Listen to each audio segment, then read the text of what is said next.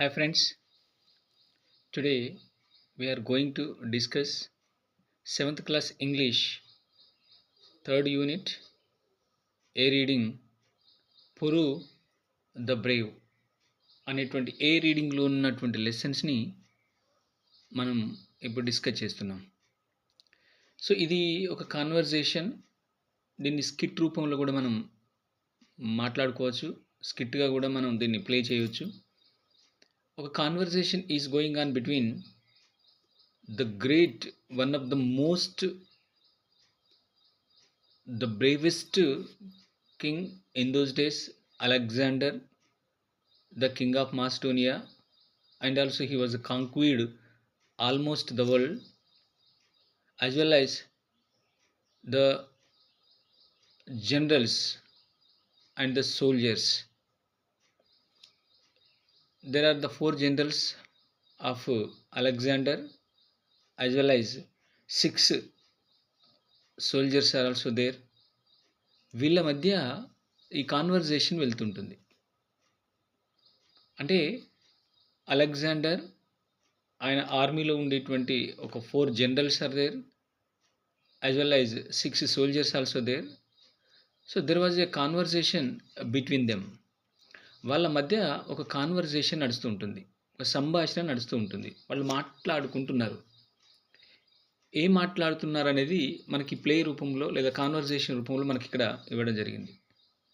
So after the battle of Jhelum యుద్ధం తర్వాత, so the king of India, the northern India, the greatest, the bravest king, so we call him Puru or Porus or Purushottam, ఏమైనా అనొచ్చు. Jhelum and Chenab అనే నది చుట్టుపక్కల ప్రాంతాన్ని పరిపాలిస్తున్నటువంటి the most bravest king of India ఆ రోజుల్లో. So his name was Porus or Puru or Purushottam అనేటువంటి రాజును ఓడించిన తర్వాత, so he held a meeting with his generals and soldiers.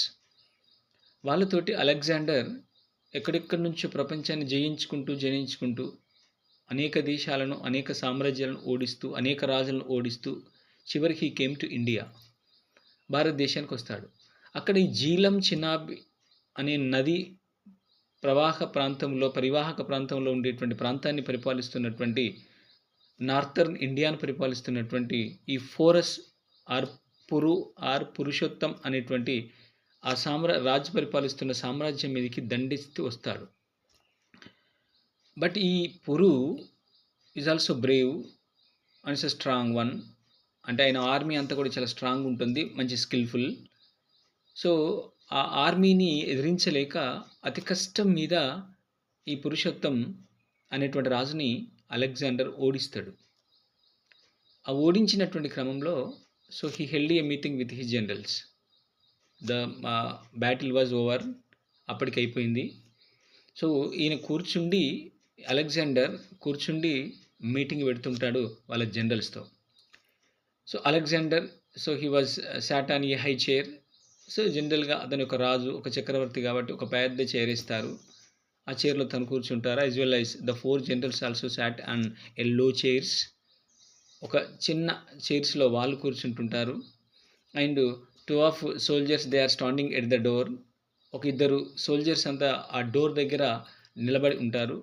And remaining soldier, the 6 remaining soldiers also there, వాళ్ళు కూడా అక్కడక్కడ నిలబడి ఉంటారు.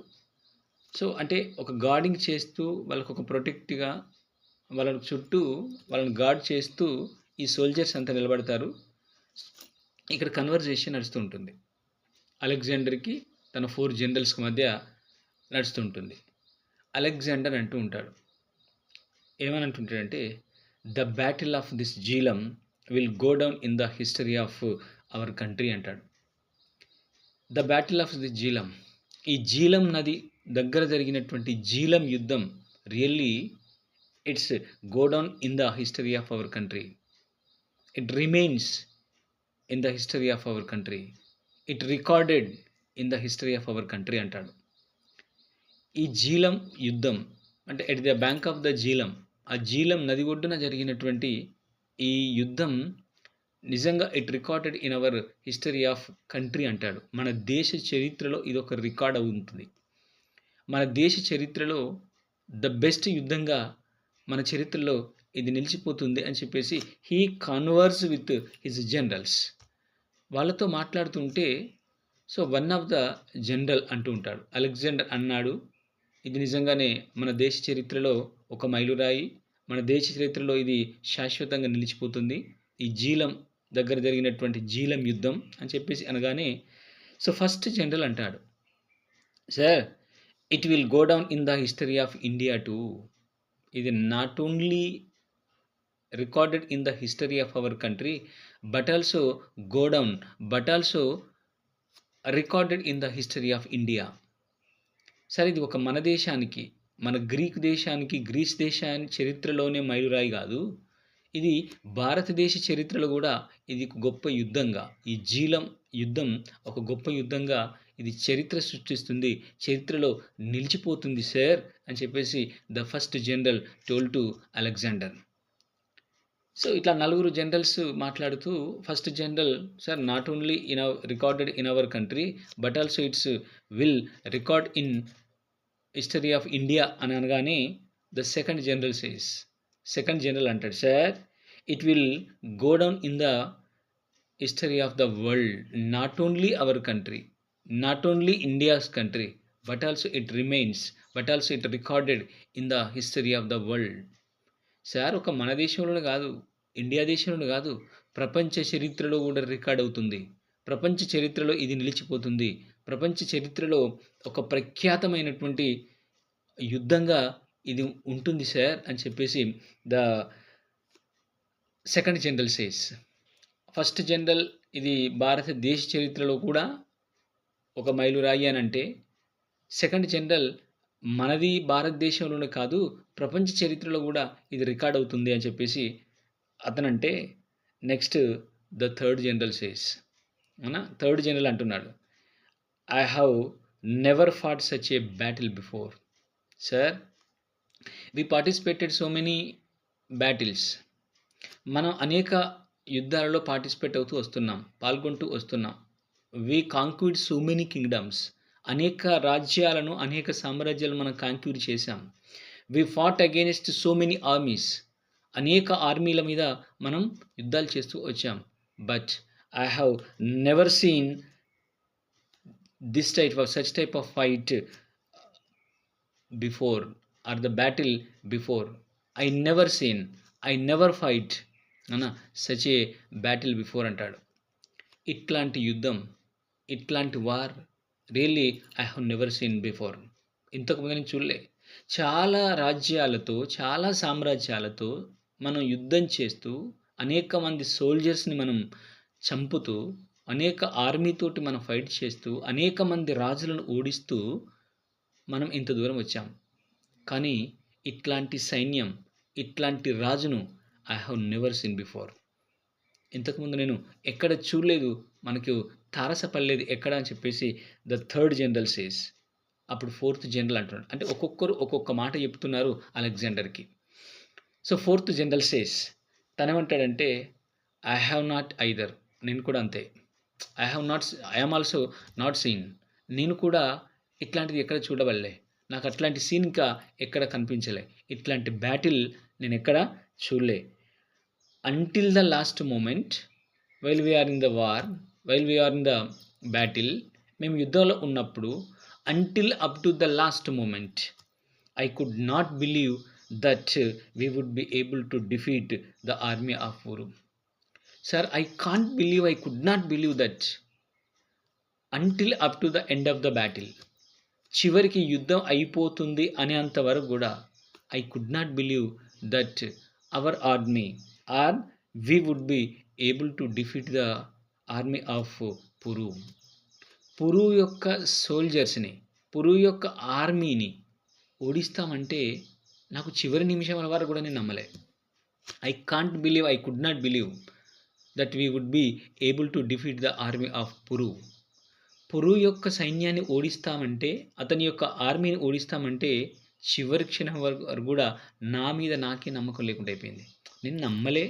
వాళ్ళ ఫైట్ ఏమిటి? వాళ్ళు ఫైట్ చేస్తున్న పద్ధతి ఏమిటి? వాళ్ళ బ్రేవ్‌నెస్ ఏమిటి? వాళ్ళ కరేజియస్ ఏమిటి? అనా వాళ్ళు చేస్తున్నటువంటి ఫైట్ ఏంటి? Really I could not believe. నేను అనుకున్నా మనమే ఓడిపోతామేమో. ఎందుకంటే నాకే నమ్మబుద్ధి కాలేదు. నేనే నమ్మలేదు.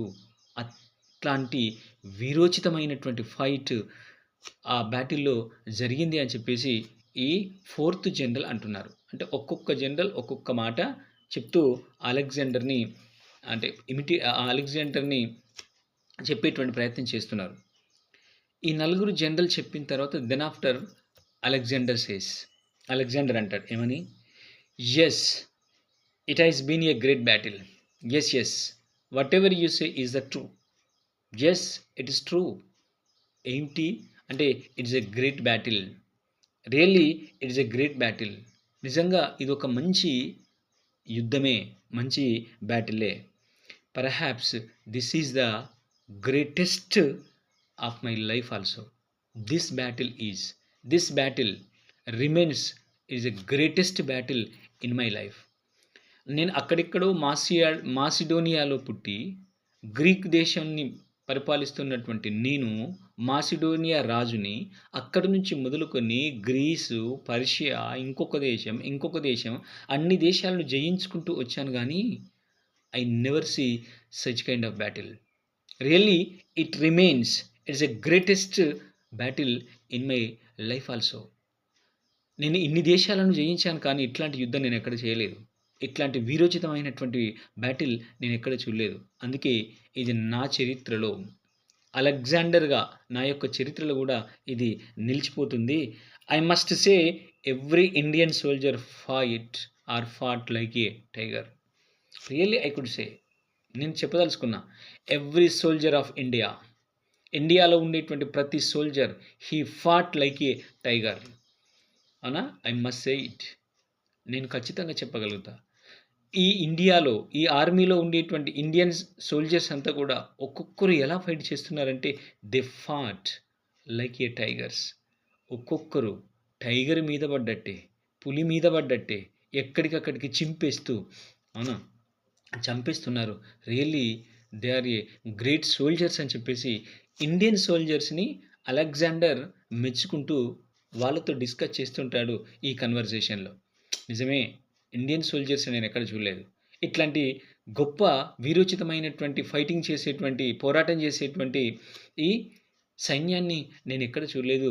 Really they are the great soldiers అని చెప్పేసి అలెగ్జాండర్ తన జనరల్స్తో చెప్తూ ఉంటాడు. అలెగ్జాండర్ చెప్పిన తర్వాత మళ్ళీ యాజ్ యూజువల్గా మిగతా వాళ్ళు మాట్లాడుతున్నారు. ఫస్ట్ జనరల్ అంటాడు, సార్ టైగర్ లాగా అనుకుంటున్నారు మీరు. No, they fought like a devils your majesty. రాజా అవునా, they fought like the devils. అవునా, మామూలుగా ఎట్లా పోరాటం చేయాలో, ఎట్లా డెవిల్స్ని మనం వదిలితే ఎట్లయితే అవి విపరీతమైనటువంటి పద్ధతిలో అవి పోరాటం చేస్తాయో ఆ డెవిల్స్ లాగా వాళ్ళు పోరాటం చేశారు అని చెప్పేసి ఫస్ట్ జనరల్ అంటే అప్పుడు అలెగ్జాండర్ అంటాడు, the Indians are good soldiers. They know how to fight. They fight better than our men. ఆయన అనగానే Alexander then he replied, yes కరెక్టే, the Indian soldiers are good soldiers. వాళ్ళు చాలా మంచి soldiers and they know how to fight. Really they are very skill in fighting. They are skill how to fight. వాళ్ళకు ఎలా fight చేయాలో వాళ్ళకు ఒక మంచి స్కిల్ ఉంది. And they fight better than our soldiers. They fat better than hour army. మన army కంటే, మన సోల్జర్స్ కంటే really they fight better than hours. మన వాళ్ళకంటే వాళ్ళే బాగా ఫైట్ చేశారు. చివరికి మనం గెలవచ్చు, బట్ ఆ సోల్జర్స్ నేను ఉండలేకపోతున్నా because they are the good soldiers. They fight in a they fight how to know. అవునా, వాళ్ళకు ఎలా ఫైట్ చేయాలో వాళ్ళకు తెలుసు. They fight better than ours అని చెప్పేసి ఆ సోల్జర్ వాళ్ళ జనరల్స్కి చెప్పేటువంటి ప్రయత్నం చేస్తుంటాడు అలెగ్జాండర్. అప్పుడు సెకండ్ జనరల్ అంటాడు, but their generals are not good as ours. Of course sir, those soldiers, the Indian soldiers are very good, they know how to fight, but soldiers మంచి వాళ్ళు కావచ్చు, సోల్జర్స్కు తెలిసి ఉండొచ్చు హౌ టు ఫైట్ అనేది అనా, but the Indian generals are not good because they don't know how to fight. అవునా, they know, they did not know how to fight, they are not good at all. అవునా, వాళ్ళు ఆ generals అంతా కూడా అంత పెద్ద మంచి వాళ్ళు ఏం కాదు, సోల్జర్స్ మంచి వాళ్ళే కావచ్చు, but their generals, Indian generals are not good at all like ours అంటాడు. మన జనరల్స్ లాగా, ఎందుకంటే మాట్లాడేది వీళ్ళు జనరల్సే కాబట్టి, ఇండియన్ జనరల్స్ అంతా వాళ్ళ సోల్జర్స్ మంచి వాళ్ళే, కానీ సోల్జర్స్ని లీడ్ చేసేటువంటి జనరల్స్ ఎవరైతే ఉంటారో, క్యాప్టెన్స్ నథింగ్ బట్ ఎవరైతే ఉంటారో, they are not good at all. So our generals are good, మన జనరల్సే మంచివాళ్ళు, మన జనరల్స్కే తెలుసు, వాళ్ళ సోల్జర్స్ మంచి వాళ్ళే కావచ్చు, కానీ జనరల్స్ మంచి వాళ్ళు కాదు, కానీ మన జనరల్స్ చాలా మంచి వాళ్ళు, they are good at all అని చెప్పేసి ఆ అలెగ్జాండర్కు ఈ సెకండ్ జనరల్ చెప్పే ప్రయత్నం చేస్తుంటే, అప్పుడు అలెగ్జాండర్ విని అంటాడు, if you mean they are not so brave as the Greek generals, I don't agree with you అన్నాడు. అంటే వాళ్ళ జనరల్స్ మంచి వాళ్ళు కాదంటే, do you mean, if you mean they are not brave as the our generals, the Greek generals, what your mean and what is your mean, నీ అర్థం ఏమిటిది అంటే, the Indian generals are not good like ours, మన వాళ్ళలాగా వాళ్ళు మంచోళ్ళు కాదనా నీ ఉద్దేశం, అవునా, they are not as brave as the Greek generals, వాళ్ళు గ్రీక్ జనరల్స్ లాగా ధైర్యవంతులు కాదనా నీ ఉద్దేశం, వాట్ యూ మీన్, నిజంగా నీ ఉద్దేశం అదే అయితే, మన జనరల్స్ లాగా వాళ్ళు బ్రేవ్ కాదు అని అనుకుంటే, Indian generals are not brave as the Greek generals అని కనుక నువ్వు అంటే, నీ ఉద్దేశమే అది ఉంటే, సో ఐ డోంట్ యాక్సెప్ట్, నేను నమ్మేటువంటి అవకాశం లేదు, I don't agree with you, నేను నీతో అగ్రీ కాను, ఎందుకంటే నేను డైరెక్ట్గా చూశాను ఆ జనరల్స్ ఎలా ఫైట్ చేస్తున్నారు, సోల్జర్స్ ఎలా ఫైట్ చేస్తున్నారు, నువ్వేమంటున్నావు సోల్జర్స్ మంచి వాళ్ళే కావచ్చు, ఇండియన్ సోల్జర్స్, బట్ జనరల్స్ అంతా మంచి వాళ్ళు కాదంటున్నావు, I don't accept, I don't agree with you, నేను మిమ్మల్ని సమర్థించలేను, ఆ మాట నేను ఒప్పుకోను అని చెప్పేసి అలెగ్జాండర్ డైరెక్ట్గా ఆ జనరల్స్ యొక్క ఫైటింగ్ చూశాడు కాబట్టి వాళ్ళ జనరల్స్కి చెప్పే ప్రయత్నం చేస్తుంటాడు. అప్పుడు సెకండ్ జనరల్ అంటాడు, but they are not very skilful your highness, of course they are the brave. ఈ ఫస్ట్ జనరల్ అన్నదాన్ని సపోర్ట్ చేస్తూ సెకండ్ జనరల్ అంటాడు, ఎందుకంటే వీళ్ళంతా 4 జనరల్సే కదా, కాబట్టి ఒకరినొకరు సపోర్ట్ చేసుకుంటూ మాట్లాడుతుంటారు. అఫ్ కోర్స్, అవునా, ఓ హైనెస్, యువర్ మెజెస్టీ, ఓ రాజా, కావచ్చు, దే ఆర్ ద బ్రేవ్, వాళ్ళు కూడా బ్రేవే కావచ్చు, మీరు అంటున్నారు they are very brave, they are very, they fought in the battle, వాళ్ళు యుద్ధంలో పాల్గొన్నారు, వాళ్ళు they are very brave like their soldiers, వాళ్ళ సోల్జర్స్ లాగా వాళ్ళు కూడా బ్రేవే అని మీరు అంటున్నారు కదా, of course they are brave, second general అంటున్నాడు, కావచ్చు, జనరల్స్ కూడా ధైర్యవంతులే కావచ్చు, కానీ ధైర్యం ఉంటే మాత్రం ఏం లాభం, ఎందుకంటే they are not very skillful అన్న, they did not have any skill, వాళ్ళకి స్కిల్ లేదు, హౌ టు ఫైట్ అనేటువంటిది, how to take the decision in every moment, ఏ క్షణంలో ప్రతి క్షణంలో ఎప్పుడు ఏ నిర్ణయం తీసుకోవాలో వాళ్ళకు తెలియదు, because they do not have the skillness, వాళ్ళకి ఆ నైపుణ్యత అనేది లేదు, నైపుణ్యం అనేది లేదు, కాబట్టి they are not a skillful అని చెప్పేసి ఈ సెకండ్ జనరల్ అంటాడు. సార్ వాళ్ళు ధైర్యవంతులే కావచ్చు కానీ స్కిల్ లేదు సార్, ఎందుకంటే ఏ క్షణంలో ఎప్పుడు ఎలాంటి నిర్ణయాలు ఎటు నుంచి ఫైట్ చేయాలో ఇవన్నీ తెలియాలి, శత్రు సైన్యాన్ని ఎలా ఎదుర్కోవాలో స్కిల్ ఉన్నటువంటి వాళ్ళకు మాత్రమే ఒక స్ట్రాటజీ ఉంటుంది, కాబట్టి స్ట్రాటజీ వాళ్ళు ఆ స్ట్రాటజీని చేయడంలో వాళ్ళంత స్కిల్ ఏం కాదు సార్, ధైర్యం ఉంటే లాభం ఏమిటి, స్కిల్ ఉండాలి కదా అని చెప్పేసి the Indian generals are not skilful అని చెప్పేసి ఆ రాజుకు చెప్పేటువంటి ప్రయత్నం చేస్తుంటాడు సెకండ్ జనరల్. అప్పుడు అలెగ్జాండర్ అంటాడు, I see what you mean and here I agree with you. Okay. Okay. Okay.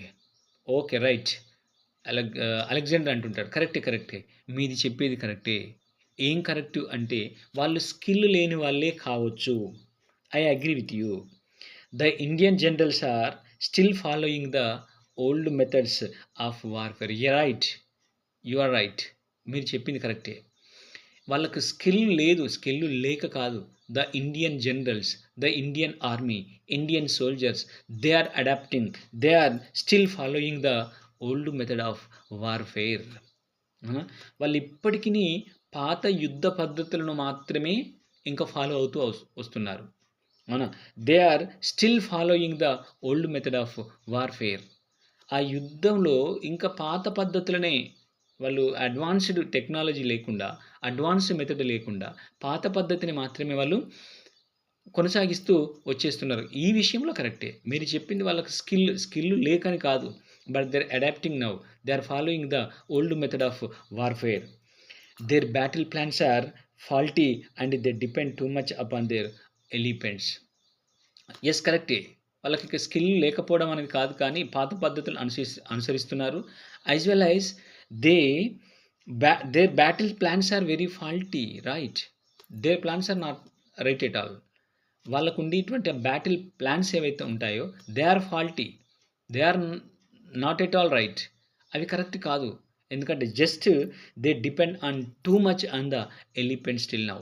ఇప్పటి వరకు వాళ్ళు ఎలిఫెంట్స్‌ని మాత్రమే నమ్ముకొని they depend on elephants too much. ఇంకా ఎలిఫెంట్స్ మీద కూర్చొని యుద్ధాలు చేస్తున్నారు. Elephants moves very slowly. అవునా?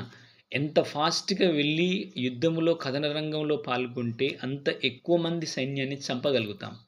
ఎంత స్పీడ్‌గా వెళితే అంత స్పీడ్‌గా ఎక్కువ మందిని చంపగలుగుతాం.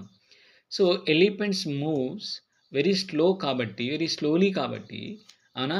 వాళ్ళు ఆ ఎలిఫెంట్స్‌ని నమ్ముకొని ఎలిఫెంట్స్ మీద యుద్ధం చేయడం అనేది అది కరెక్ట్ కాదు.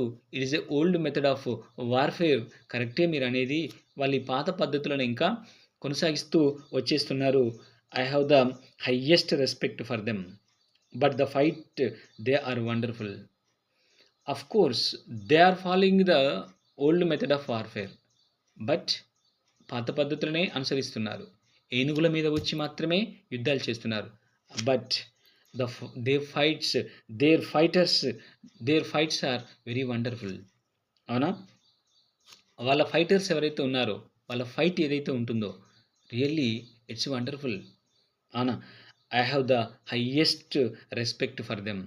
నేను వాళ్ళని గౌరవించకుండా ఉండలేకపోతున్నా. I respect the generals. I respect the soldiers. Even they are adapting the old method of warfare. They are fighting very well. అవునా? ఇవాళ మనం ఓడిపోయేటువంటి స్థితికొచ్చాం. బై గాడ్ గ్రేస్ గెలిసాం గావచ్చు. అవునా? కానీ ఈ అలెగ్జాండర్ యొక్క సైన్యం అంటేనే ప్రపంచమంతా కూడా వణుకు పుట్టించేటువంటి సైన్యం. అట్లాంటి మన సైన్యాన్ని ఈ పురు యొక్క సైన్యం గజగజలాడించింది అంటే really I respect the generals and soldiers of India, northern India, ఆ పురుస్ ఆర్మీ. ఆ పురుషోత్తముని యొక్క సైన్యాన్ని మెచ్చుకోలేకుండా నేను ఉండలేకపోతున్నాను. Really I salute to them. నేనే సల్యూట్ చేయాల్సి వస్తుంది అని చెప్పేసి ఆయనే అంటూ ఉంటే థర్డ్ జనరల్ అంటాడు చివరికి. I was amazed to see how Puru fight in battle of Jhelum. Right sir. Really I am amazed. I surprised how Puru fought in the battle of Jhelum. ఈ జీలంలో ఆయన రియల్లీ ఎంత బాగా ఫైట్ చేశాడో, ఎంత బాగా ఆయనే సైన్యాన్ని నడిపిస్తూ వాళ్ళను ఎంకరేజ్ చేస్తూ ముందుకెళ్ళాడు. Really I am amazed at all అని చెప్పేసి ఆ థర్డ్ జనరల్ చెప్తుంటాడు. సో, ఈ విధంగా ఈ జీలం నది దగ్గర జరిగినటువంటి జీలం యుద్ధంలో జరిగినటువంటి ఆ ఇన్సిడెంట్స్‌ను, ఆ పద్ధతిని, ఆ వార్‌ఫేర్ యొక్క మెథడ్‌ని వీళ్ళు డిస్కస్ చేస్తూ అలెగ్జాండర్ అంటూ ఉంటే ఈ 4 జనరల్స్ చెప్తూ ఉంటారనమాట. సో, ఈ విధంగా వాళ్ళ మధ్య కన్వర్జేషన్ నడుస్తూ ఉంటుంది. ఇంకా మిగతాది we will discuss our next video. Thank you children. ఈ వీడియో గనుక మీకు నచ్చినట్టయితే షేర్ చేయండి, లైక్ చేయండి, సబ్స్క్రైబ్ చేసుకోండి. Thank you. Thank you very much.